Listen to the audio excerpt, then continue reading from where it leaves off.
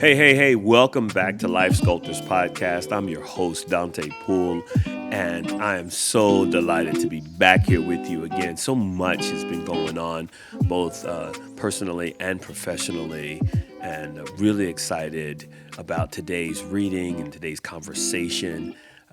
So excited about it. And, recently I had the opportunity to do a TED Talk. And it was incredible. And I can't wait to share it with the rest of you. And so be on the lookout for my TED Talk that's coming in the next few weeks. I'll send the link out. I'll let you know how to get to it when it gets out. So, man, so grateful for opportunities to live beyond even what I have ever imagined for my life, which is so appropriate for today's conversation. This is a conversation based on the book by Eric Drachman and illustrated by James Muscarello, and it's called A Frog Thing. A Frog Thing. And so let me share the story with you, and we will go from there.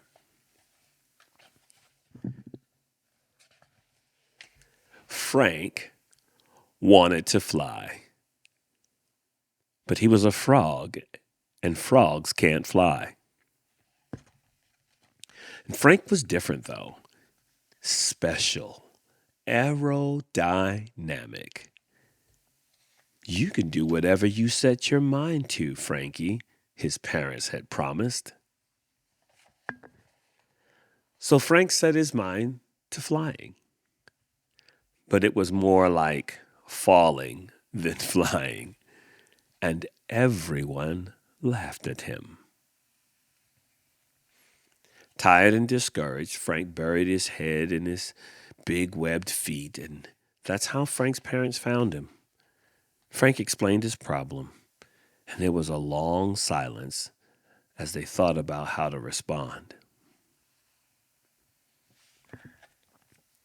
Frankie started Frank's dad finally. When we said you could do anything you set your mind to, we meant any frog thing.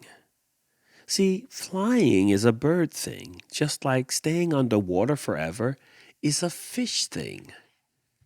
Yes, you should find a frog thing, said his mother.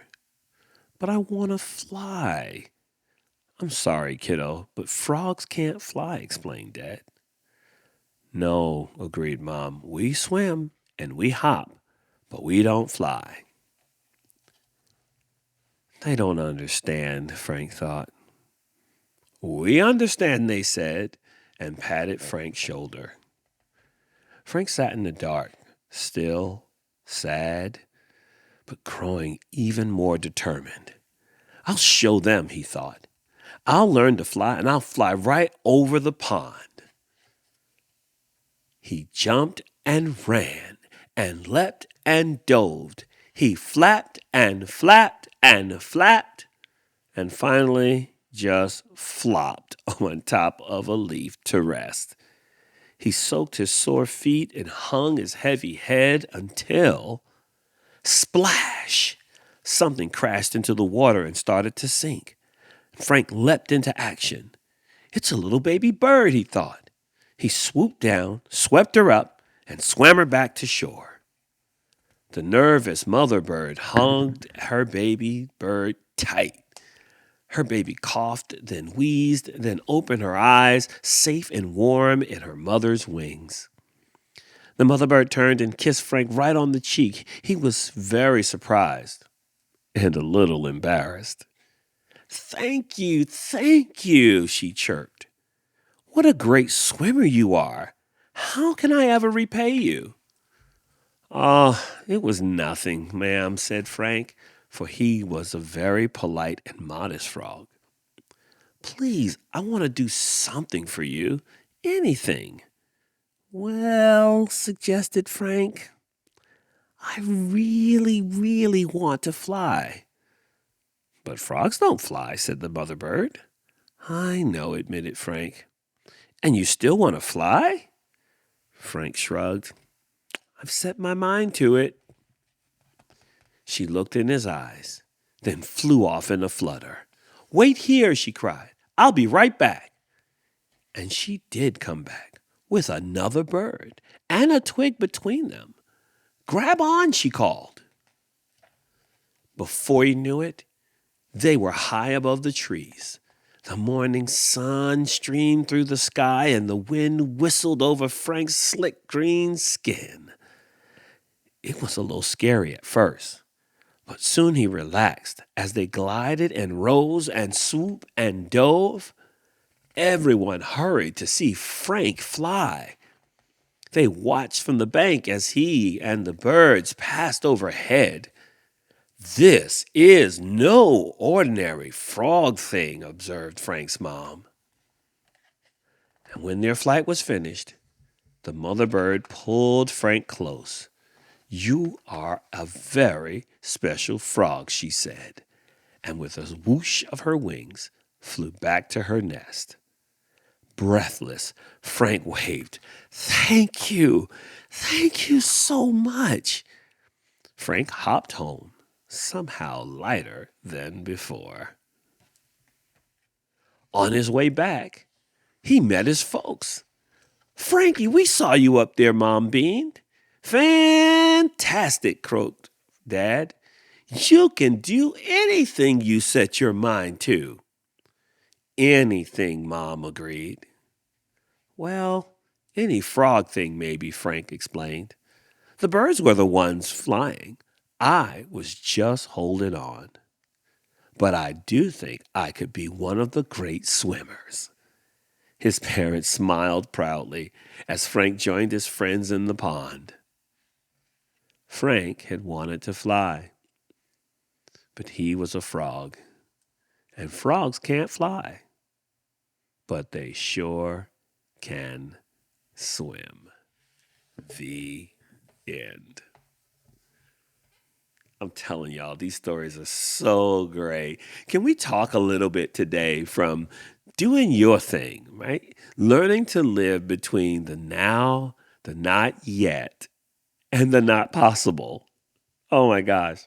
Like at some point, all of us have big dreams. Like it just doesn't matter whether it's you're younger or you're older. We all have a dream to do something, right? And it gnaws at us like it's looking for a way to manifest in our lives. It doesn't just go away. See, dreams are meant to inspire us to believe beyond our current circumstances and conditions. It drives us to want to see and do more. And I love this conversation that Frank's parents are having with him, right? They told him, "You could do whatever you set your mind to." Like, how many of you have heard that before? As a matter of fact, how many of you have told somebody that? Like, you could do whatever you set your mind to. Okay, this next question is going to be controversial, but I'm going to ask it anyhow. Is it true that we could do whatever we set our minds to? Let me ask it another way. Have our parents or teachers or grandparents or friends or family or motivational speakers or whomever, have they really been truthful with us? Like, are we lying to people when we tell them they can do or be whatever they want to do or be? This should create a little cognitive dissonance for you, right? Some where it's like, whoa, you got these two things that, how can they both be true? Yeah. And what do we do, right? When someone, when the reality that someone has done something that others have said is impossible. Yeah. We got to do something because how do we wrap our minds around this conundrum? The truth is, we can't do anything, but we can do something. Yeah. What do we do with this? Like, how do we reconcile this then? I want to give you a few steps to reconciling this dissonance. And step one is this, that at some point in your life, you're going to have to persistently push past your perceived limits. It means that you're going to have to see beyond what you thought was possible in order to reach for something more. This is another example of a word that I talked about last episode, pertinacity. And it's the quality of sticking with something no matter what. It's the type of persistent determination or stubbornness. It's a kind of a steadfastness. I would even introduce this other word. It means resolute. I love that. Resolute. You almost want to stand up taller when you say it. Resolute. When you're resolute about something, it actually is from the root word resolve. And both those words come from a word that means to unfasten or loosen or release. Okay, so wait. Let's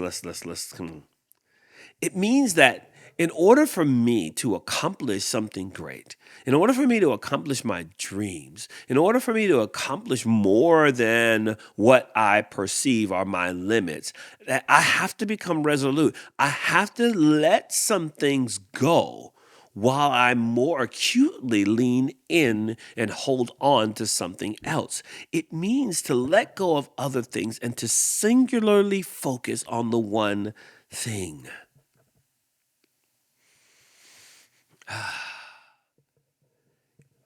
A set mind is a formidable thing. Oh, you have known some folk who have made up their minds that they're going to do something, and there is nothing and no one who can tell them any different. What they've determined is that I am going to get from what I dream to a reality. And in order to get to that place, it means that at some point we have to learn how to innovate. And innovation means that the first part of innovation, I think it's made up of two parts. The first part is that I have to start doing what I already know how to do, right? Because we don't innovate from nothing, we innovate from something. But I can't get to innovation if I'm unwilling to do at least what I know how to do. So then the other part of that, and so you can't discard, you can't discard what you can do.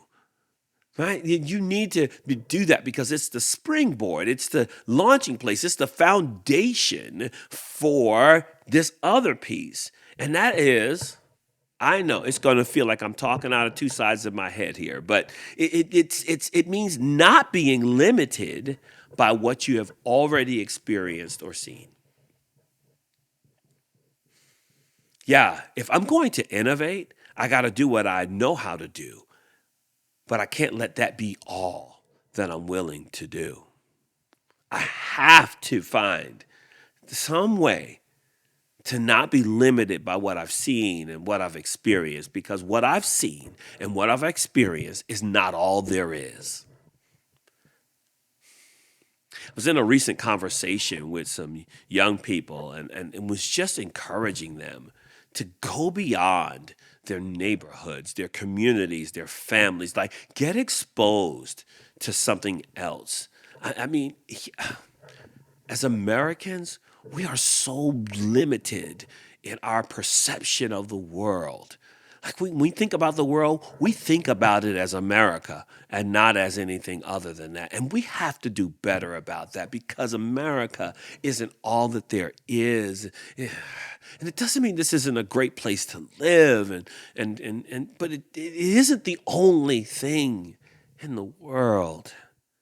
So you got to push past your perceived limits, which brings us to the second step. And that is, if I'm going to do what I already know how to do, then I also have to have an understanding of my design. See, sometimes we want to do things that are beyond our design. Frank was not designed to fly.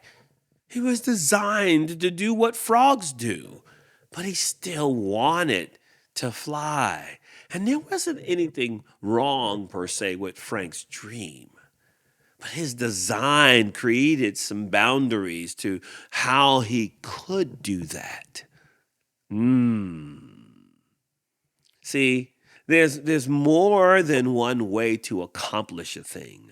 I remember growing up, I enjoyed playing the game of basketball. You know, we just finished the NCAA tournament, and the NBA playoffs are starting, and I'm just so excited because I enjoy the game of basketball. But my design wasn't that I was really good at shooting. Like I could jump really high. I could really defend the ball and get rebounds and block shots, but I wasn't that good at shooting. And it doesn't mean I didn't shoot. It just meant that I recognized that if I was playing on a team, I was going to live within my design and I was going to pass that ball to somebody who was a better shooter. I was going to take my little shots when I could, but I was going to pass that ball to somebody. I was going to set the shooter up to shoot. I was going to make sure that happened because I understood my design and I understood that my design added value to the game. My design, your design, adds value to the lives of others. But here's what we know. Whenever we're trying to innovate and to understand design and to live into something more, whenever you're trying to accomplish anything that is worthy, then there will always be adversity. And how do you know that something is worthy? Well, let's define it this way. Something is worthy when it is adding value to the lives of others. It's not worthy because you're just trying to get rich or you're trying to experience a certain status in your life or you want a certain position at the job or you want other people to think that you're more successful. That's not worthy. What's worthy and what's wealthy is when I'm doing something that is adding value to the lives of others. It is something that is helping others live a better life. That is worthy. That is worthy. And Frank, he had faced some adversity in his dream to fly. Right? Frank, he faced adversity on three fronts. His parents, because they told him he could do whatever he set his mind to. And then his abilities, right? He wasn't built. He didn't have feathers. He didn't have wings. So he wasn't built to fly. And then in his community, when he was trying to fly the way he thought birds flew, his friends, his community laughed at him. When you are trying to do something worthy, you're going to face seasons of adversity. But what comes with seasons of adversity is discouragement. You're going to get tired and you're going to get discouraged because, again, anything worthy of your time and energy is going to demand something of you. And so what was interesting is that after Frank's interaction with his parents, who his parents was like, listen, fly's a bird thing, just like fish, swimming under the water forever is a fish thing. Like they were like, you got to go find a frog thing to do. But you know what Frank did? Frank became even more determined. He became even more resolute. Oh, yes. And so what I love about all of that is that what Frank did is Frank set himself up so that a problem would provide an opportunity for him to discover how to manifest his dream. And that brings me to step 3. Right? Step 1 is about knowing and persisting past your perceived limits. Step 2 is about understanding your design. But step 3, it's about doing good for others often leads to growth opportunities for you. Man, see, Frank didn't get so caught up in his emotions and his own feelings that he ignored what was happening around him. He was on that lily pad. He was tired. He was discouraged because he was trying to do something that was hard to do. And then he heard a splash. You can't get so caught up in the frustration of your not yet season that you find yourself in. Not yet doesn't mean never. It just means it's on the way. And so where I am now is also my not yet for my next. But it also doesn't mean it's impossible. It just means the possibility may have to come in a different way. And so there are things happening around you, but they are not happening to you.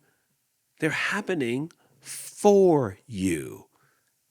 And might I add, they're also happening for someone else. You can't get so caught up in what you want that you neglect to remember that you are designed to be of benefit to someone else.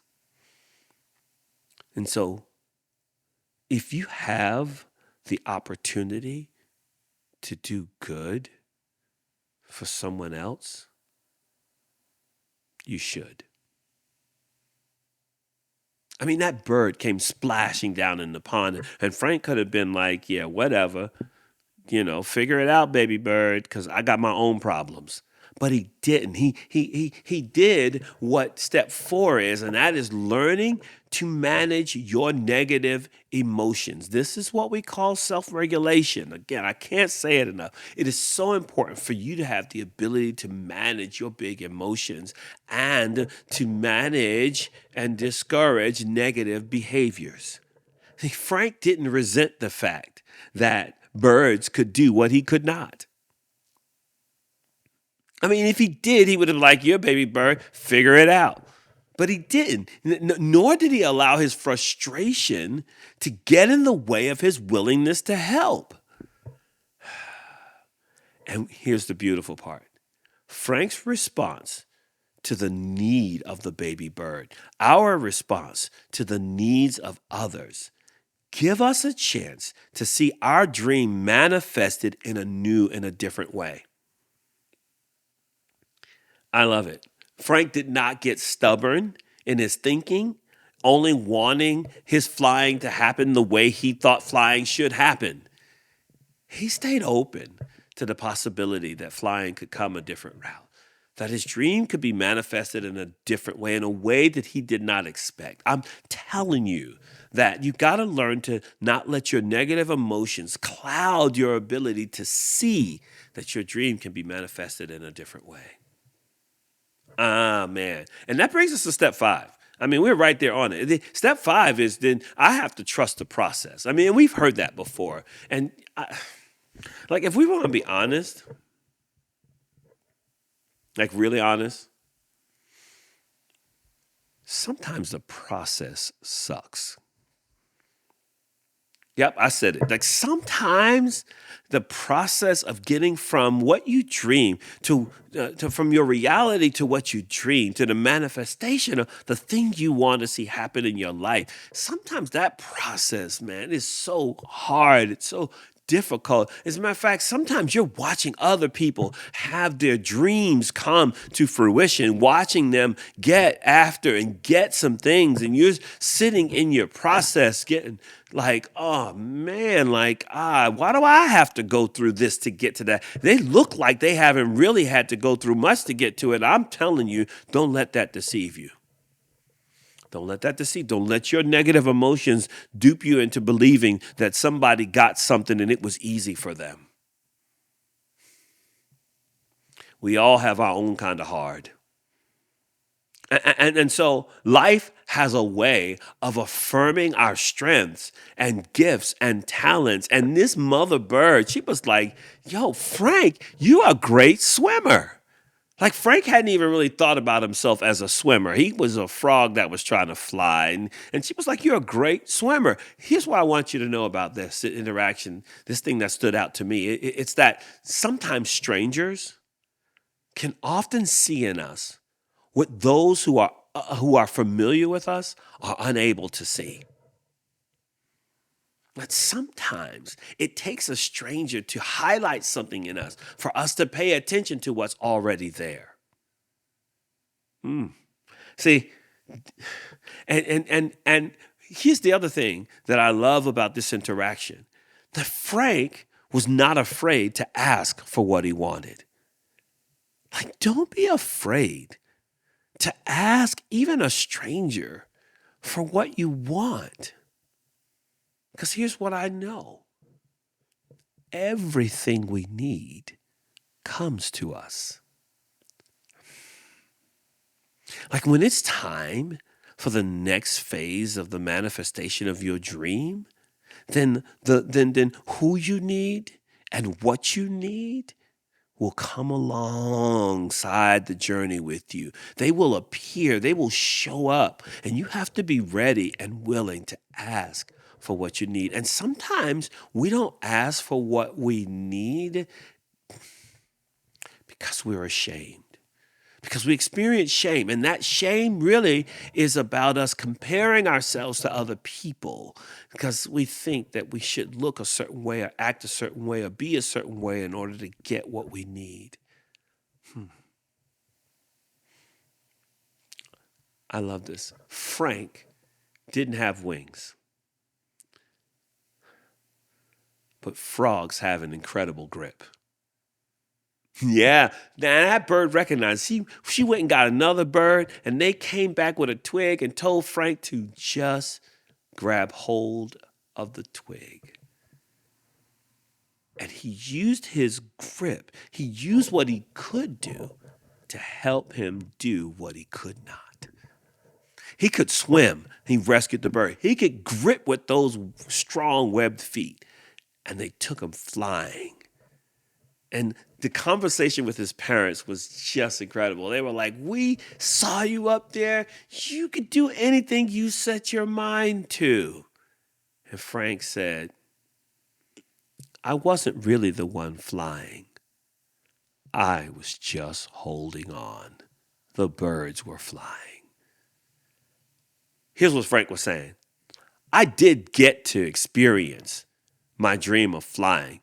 Not because I flapped my wings or my webbed feet and flew, but because I used what I had to help me get to what I wanted.